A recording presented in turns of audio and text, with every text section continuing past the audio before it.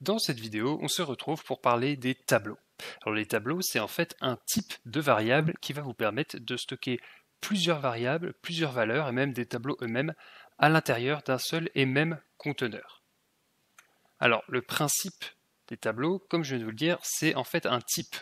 Comme quand je vous ai appris à créer des variables, on crée des variables de type chaîne de caractères ou de type nombre, que ce soit Jean ou 5, et ben le tableau c'est pareil, c'est un type. À l'image des chaînes de caractères, à l'image des int, c'est un type en anglais qui se dit array, qui vous permettra donc en fait de créer des variables de type tableau et donc de stocker des tableaux à l'intérieur.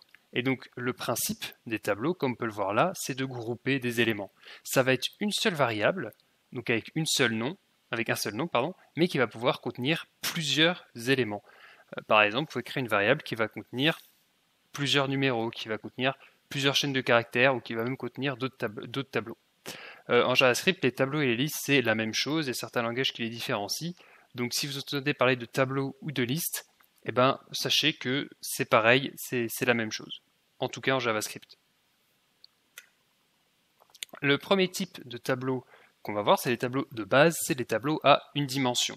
Donc ça permet de mettre en pratique ce que je vous ai dit juste avant. Donc là, vous voyez, on retrouve la structure qu'on a lorsqu'on crée une variable, puisque un tableau n'est qu'un type de variable. Donc on a le mot-clé let et on a le nom du tableau. Donc par exemple, tab aliment. Je l'appelle tab aliment, comme ça on comprend tout de suite que c'est un tableau. Et on fait égal, et le tableau, c'est les crochets, comme ça. On a crochet ouvrant ici, crochet fermant ici, et point virgule. Et entre ces crochets, vous allez pouvoir mettre différentes valeurs, différents éléments séparés par des virgules. Là, j'en ai mis 3 pour l'exemple. Je pourrais très bien en avoir qu'un seul. Bon, un tableau, un élément, ça a très peu d'intérêt. On fait juste une variable sinon. Mais je peux en avoir 2, je peux en avoir 3, je peux en avoir 4, 5, 6. Je peux en mettre autant que je veux. Et donc là, vous voyez, ça, c'est un tableau qui s'appelle tab aliment et qui contient plusieurs chaînes de caractères, plusieurs aliments dans cet exemple.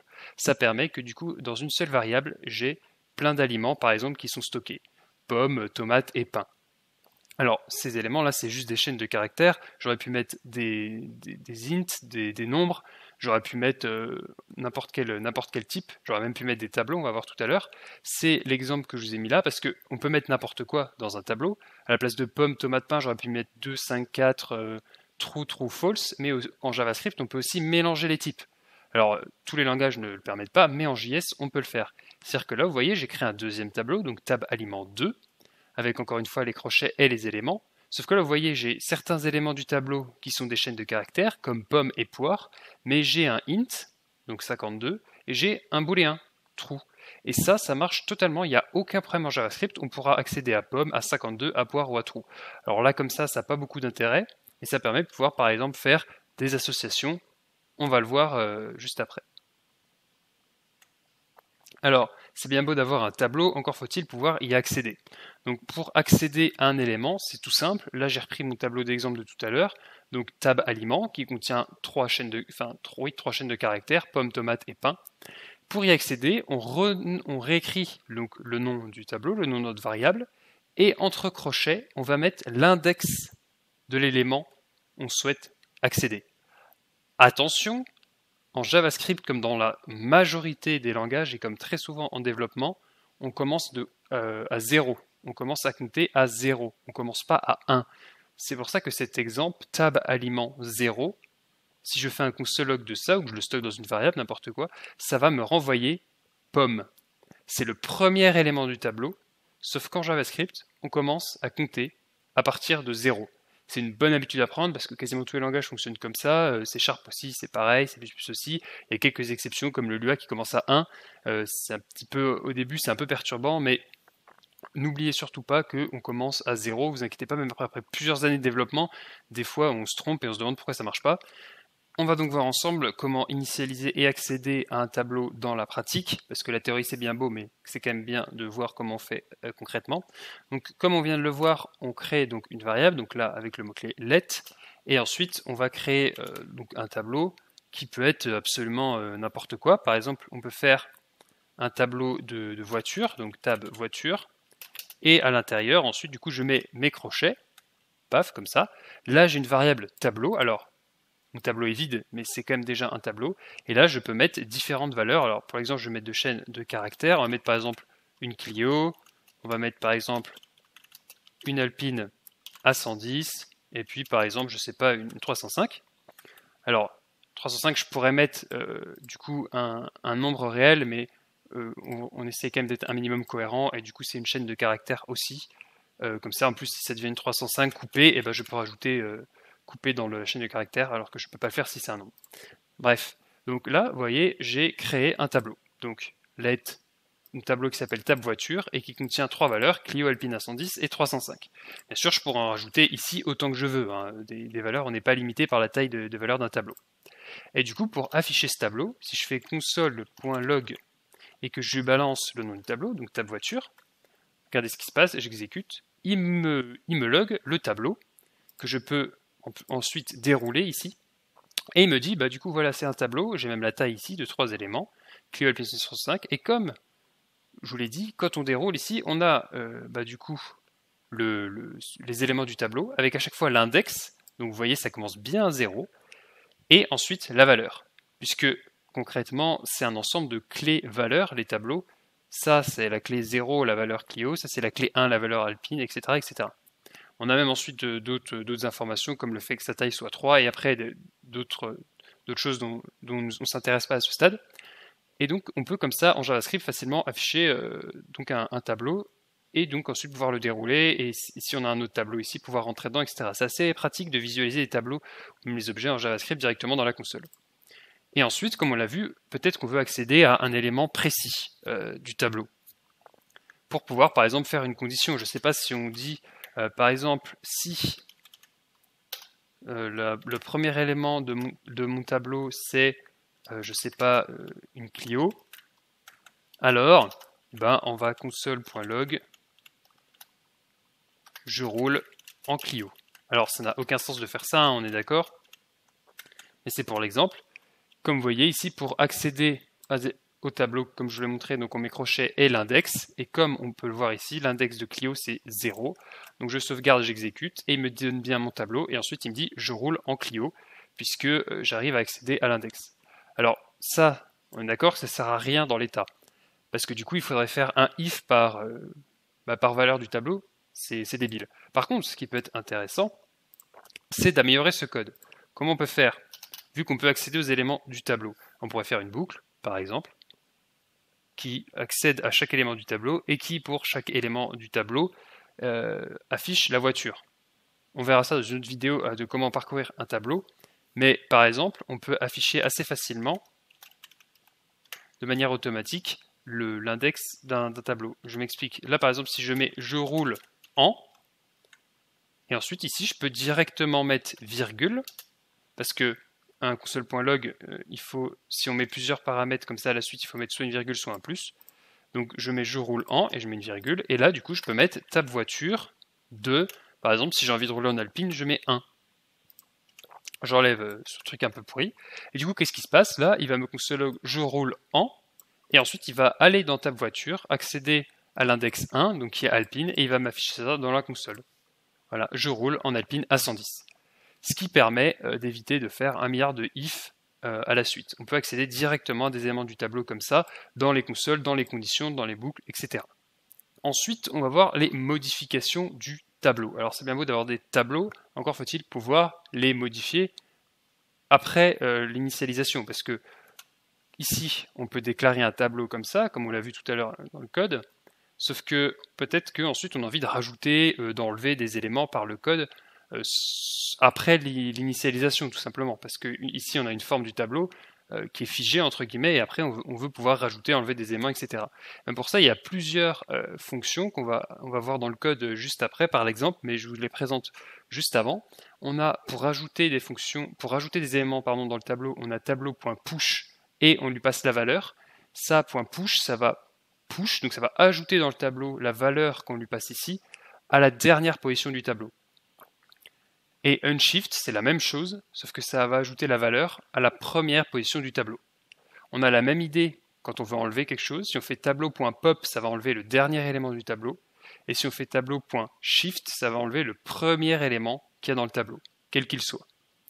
Et si on veut du coup pouvoir enlever l'élément qu'on veut, on peut utiliser la méthode tableau.splice où on lui passe la position de l'élément qu'on veut enlever. Donc vous rappelez-vous, ça commence à 0. Donc par exemple, si dans ce tableau-là, je voulais enlever tomate, il faudrait que je passe en 1 en position, parce que 0, 1. Et ensuite le nombre d'éléments qu'on veut enlever. Donc si je passe 1, j'enlèverai juste tomate. Si je passe 2, j'enlèverai tomate et pain. Donc c'est une méthode assez pratique pour pouvoir enlever où on veut des éléments dans le tableau et même plusieurs éléments d'un coup. Alors naturellement, il y a d'autres fonctions, il y a d'autres méthodes, en réalité, il y en a beaucoup, notamment des méthodes de tri, etc., qui permettent de jouer sur les tableaux, mais c'est un petit peu plus avancé. Déjà, pour pouvoir initialiser des tableaux, rajouter et enlever des valeurs, ces méthodes-là vont vous suffire. On va donc voir concrètement comment utiliser les différentes méthodes de modification d'un tableau. Donc j'ai repris le tableau qu'on a fait avant, donc tab voiture, et je vais vous montrer les différentes méthodes et ce que ça fait. Donc là on est d'accord, c'est que j'exécute, il ne se passe rien parce que j'ai juste ma variable tab voiture, et il n'y a rien dedans. On va commencer par vouloir rajouter une valeur. Donc, par exemple, si j'ai envie d'ajouter une nouvelle voiture à mon tableau, j'ai deux solutions. Comme je l'ai dit, on a tab voiture.push. Donc j'écris le nom de mon tableau, je mets .push et ensuite je mets des parenthèses pour l'argument. Et ici, il faut que je lui passe ce que je veux lui passer tout simplement. Par exemple, si je veux rajouter une Fiat 500, je mets Fiat 500 et ça va l'ajouter dans mon tableau. Donc je vais faire un console.log de tab voiture parce que si on ne peut pas voir ce qui se passe, ça ne sert pas à grand chose. Et j'affiche le tableau. Qu'est-ce qui se passe? Maintenant, j'ai Clio Alpine 110 35 Fiat 500. Puisqu'on a fait tab voiture.push, donc on a ajouté Fiat 500. On voit bien que la Fiat 500, elle s'est ajoutée à la fin du tableau. Si à la place de push, ici, je mets l'autre méthode que je vous ai parlé, donc c'est unshift, et que j'exécute cette fois, et bien là on voit que j'ai Fiat 500 qui s'est ajouté, mais cette fois au début du tableau. Puisque push rajoute à la fin, à la suite, en dernière position, et unshift rajoute au début. Donc là par exemple, j'ai ma Fiat 500 au tout début du tableau. De la même façon, ça marche pareil pour pouvoir enlever ou rajouter. Si je fais tab voiture.pop, alors là du coup on ne lui passe pas de valeur. .pop et .shift, ça enlève le premier et le dernier élément. On n'a pas besoin de changer la valeur puisque le dernier élément c'est toujours le dernier, ça ne change pas. Donc là si je fais .pop, ça va me virer ma 305. Hop, au revoir petite 305, elle n'y est plus, vous voyez, j'ai Fiat Clio Alpine. Et du coup, si à la place de .pop, je vais mettre un .shift et que j'exécute, ça va m'enlever ma Fiat 500. Donc du coup, je me retrouve avec mon tableau de base Clio Alpine 305 puisque j'ajoute la Fiat 500 au tout début et ensuite je l'enlève. Si j'enlève la Fiat 500, hop, j'ai plus que l'Alpine et la 305 puisque j'ai les trois là et j'enlève la Clio avec le shift ici. Alors, shift et pop, ça peut être pratique pour enlever le premier et le dernier élément, mais c'est un petit peu pénible quand même parce qu'on n'a pas beaucoup de contrôle sur ce qu'on enlève. On choisit première ou dernière valeur, mais des fois dans un tableau, vous ne choisissez pas forcément l'ordre dans lequel sont mis les éléments, etc. Donc c'est quand même pratique de pouvoir choisir. Et donc pour ça, on a la petite méthode qu'on a parlé tout à l'heure, splice. Donc vous voyez, Visual Studio Code vous dit à quoi ça sert. On lui donne en premier donc la position qu'on veut enlever. Donc par exemple, si je veux réenlever la 305, attention, hein, ça commence à 0, donc ça c'est 0, ça c'est 1 et ça c'est 2. Bon, j'ai fait n'importe quoi. Ça c'est 2. Donc si je lui passe position 2, il va me virer la 305. Et je lui dis que je veux enlever un seul élément, je veux juste enlever la 305. On exécute et on voit qu'on a juste la Clio et l'Alpine à 110. Alors on va enlever ces trucs-là pour pas que ça vous embrouille. Hop, on a Clio et Alpine à 110. Si par exemple je veux enlever la Clio et l'Alpine, eh ben je fais 0. Je veux enlever à partir, en fait, là c'est pas l'élément qu'on enlève, c'est à partir de quel élément on enlève, élément compris. Donc là je mets 0, donc je vais enlever la Clio. Si je mets 1 là, ça enlève juste la Clio, on est d'accord. Voilà, on a l'Alpine à 305. Par contre, si je mets 2 ici, ça va enlever Clio et Alpine, parce qu'on part de 0, donc on part de la Clio, et on enlève deux éléments. Clio compris, donc 1, 2. Là j'exécute, j'ai plus que 305. Et si je mets 3, bah en fait je vide mon tableau. Paf, j'ai un tableau vide. Voilà. Donc voilà comment on peut jouer un petit peu avec les tableaux. Après, on peut aussi modifier directement une valeur d'un tableau sans méthode en passant par son index. Par exemple, si je fais tab voiture de 2 et que en fait à la place je veux une 408 et que j'exécute, vous voyez que là du coup je n'ai pas rajouté, je n'ai pas enlevé d'éléments, j'ai modifié un élément existant, donc on accède à l'élément qu'on veut, donc ta voiture de 2, donc 0, 1, 2, donc on accède à 305, et on lui dit en fait la 305 c'est une 408. Et vous voyez ici dans le tableau que j'affiche, du coup j'ai bien Clio, Alpine et 408. Donc voilà comment on modifie un élément existant quand on connaît son index, et voilà comment on ajoute ou on enlève des éléments à un tableau. Il existe aussi des tableaux à plusieurs dimensions. Depuis tout à l'heure, je vous parle de tableaux à une seule dimension, mais un des autres intérêts du tableau, c'est les tableaux multidimensionnels. C'est-à-dire qu'en fait, on l'a vu ici, on peut mettre n'importe quel élément dans un tableau. Et comme je vous l'ai dit depuis le début, on peut même mettre des tableaux, du coup, dans des tableaux. Et dans ces tableaux qui sont dans les tableaux, on pourrait remettre des tableaux, ce qui est potentiellement infini. Alors évitez de faire des tableaux qui ont 150 enfants tableaux quand même, mais dans l'idée, ça peut être potentiellement infini. Là, je vous ai montré un exemple assez simple d'un tableau à double dimension. Donc on a un tableau qui serait par exemple table liste course, et on voit que c'est un tableau parce que j'ai mis des crochets ici. Et dans ce tableau, en fait, à la place de stocker comme ici juste des chaînes de caractères, eh ben, j'ai remis un tableau complet. Juste, c'est pas une variable, donc on ne remet pas let tab list 1 égale ça, puisqu'on stocke dans le tableau. Et en fait, bah voilà, comme vous voyez là, j'ai 3 tableaux dans mon tableau. Donc du coup, j'ai un tableau à double dimension. Je pourrais même avoir un tableau à triple dimension. Donc là, j'ai mon tableau table list course qui contient lui-même 3 tableaux, donc les valeurs du tableau, et je pourrais à la place par exemple de 6 remettre un tableau. Et du coup avoir un tableau qui serait dans mon tableau, lui-même dans mon tableau. Ça devient compliqué, généralement ça arrive, hein, mais vous dépasserez au début rarement quand même les 2 dimensions. Généralement les tableaux à 1 dimension, ça vous suffira quand même pour pas mal de temps, mais des fois on peut avoir l'intérêt d'utiliser des tableaux à plusieurs dimensions. Au début, vous prenez pas trop la tête avec ça, c'est peut-être un peu complexe quand on débute, mais sachez que ça existe. On peut faire comme ici un tableau à 2 dimensions, donc un tableau qui contient des tableaux, et même à 3, 4 ou X dimensions. On va donc reprendre notre exemple de tout à l'heure avec le tableau des voitures, et on va le transformer en un tableau à 2 dimensions pour vous montrer un petit peu comment ça marche. Donc du coup là j'avais un tab voiture qui avait uniquement donc 3 strings. Donc je vais créer un nouveau tableau, donc let tab voiture 2 par exemple, et là du coup ça va être un tableau à double dimension. Alors quand on fait un tableau à double dimension, ce qui est pas mal pour bien visualiser, au lieu de juste tout mettre à la suite comme ça et c'est compliqué de comprendre ce qui se passe, c'est d'aller en fait à la ligne comme ça et de mettre ici vos différents tableaux comme ça, hop hop, comme ça à la ligne, comme ça c'est plus clair, on voit bien que là il y a un tableau mère qui contient 3 tableaux. Et donc ensuite, là par exemple, donc tab voiture, du coup, à la place d'avoir juste le nom de la voiture, on pourrait détailler à chaque fois. Donc par exemple, là on aurait Clio, ensuite on pourrait avoir le nombre de chevaux, donc par exemple 90 chevaux, et ensuite on pourrait avoir le nombre de portes, donc par exemple c'est une 3 portes. Ensuite, pareil pour l'Alpine à 110, on pourrait ensuite, pareil, avoir le nombre de chevaux, donc pour la version de base c'est 252, et puis le nombre de portes, donc c'est une 3 portes. Et ensuite, on peut avoir, pareil pour la 305, donc 305 avec le nombre de chevaux, je sais pas, on va dire 15, et c'est une 3 portes aussi. Donc voilà, là on a un peu la même idée que le tableau au-dessus, sauf qu'on arrive à détailler encore plus chaque élément, puisqu'on a à la fois le nom de la voiture, à la fois le nombre de chevaux, et à la fois le nombre de portes par exemple. Alors, on va le voir un peu à peine plus tard avec les objets, c'est plus pertinent de passer par des objets pour faire ce genre de structure, réellement que par des tableaux, mais ça nous permet de voir un petit peu comment ça marche quand même. Donc là par exemple, si j'affiche mon tableau 2 et que j'exécute, hop, on voit, il me dit, bah, c'est un tableau qui contient 3 tableaux. Et donc si, hop, je déroule, on voit à l'index 0, on a un tableau que je peux encore lui-même dérouler, qui a Clio 97.3. À l'index 1, on a un autre tableau qui contient Alpine, etc., etc. Donc là, on voit bien dans la console que c'est bien un tableau qui contient des tableaux. Et du coup, il y a une petite subtilité pour pouvoir accéder aux éléments, c'est que là, si je fais ça, tab voiture de 1, qu'est-ce qu'il fait? Bah, du coup, il va me sortir un tableau. J'espère que vous avez compris, parce que du coup, là, quand on accède à l'élément 1 de tab voiture, et ben du coup, c'est un tableau.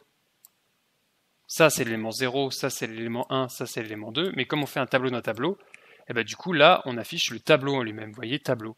Et du coup, si je veux pouvoir accéder encore un niveau en plus, et ben, il faut que je rajoute des crochets à la suite et je mets ce que je veux. Donc, par exemple, si je veux le nom de la voiture, je fais ça. et là, hop, j'ai Alpina 110. Et si j'avais encore un tableau ici, encore un autre tableau à la place d'Alpina 110, par exemple là, hop, un tableau là, avec un autre élément, et bah, du coup, pour y accéder, je rajouterai encore des crochets, etc. Donc, en fait, vous pouvez concaténer, entre guillemets, enfin mettre à la suite différents crochets à chaque fois qu'il y a une dimension de tableau à accéder.